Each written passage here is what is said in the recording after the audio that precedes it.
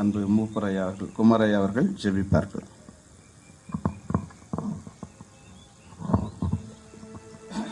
எங்களை கிருபையாய் நேசித்து வழிநடத்தி வருகிறதான எங்கள் அன்புள்ள தகப்பனே,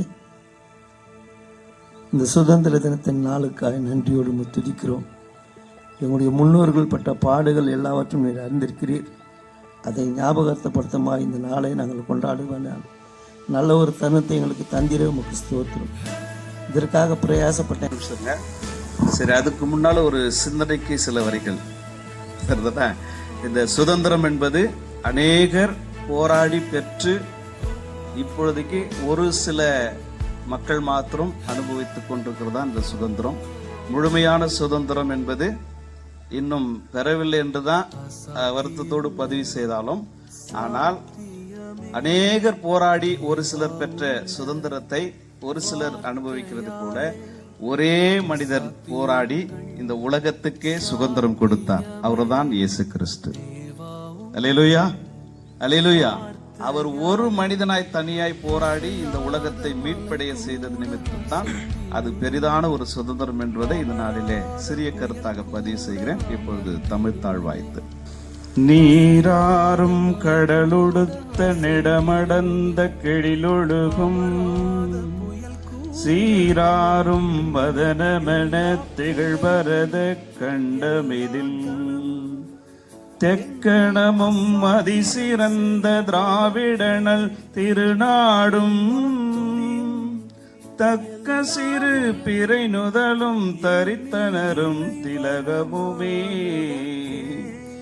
அத்திலக வாசனை போல் அனைத்துலகம் இன்பமுற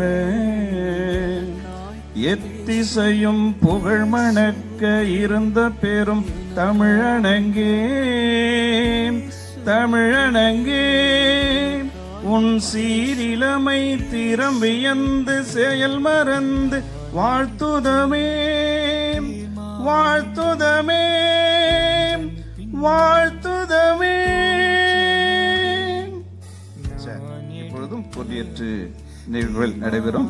இன்றைய தினத்துல ஆசிரியராக இருக்கிற நம்முடைய போதகர் அம்மா அவர்கள் முதலாவதாக கொடியேற்றி சிறப்பிப்பார்கள்.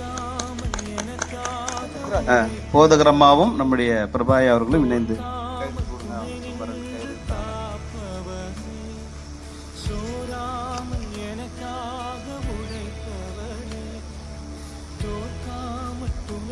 அந்த ஸ்லோவா எழுதணுமா? சரி, ஏறின பிறகுதான் பாடணும்ல. சொல்லு சொல்லல சொல்லு பாப்பா.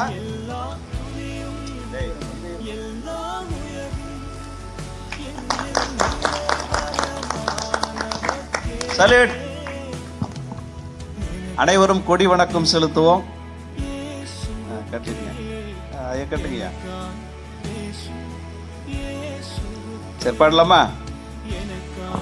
தாயின் மணிக்கொடி பாரீர், அதை தாழ்ந்து பணிந்து புகழ்ந்திடவாரீர்.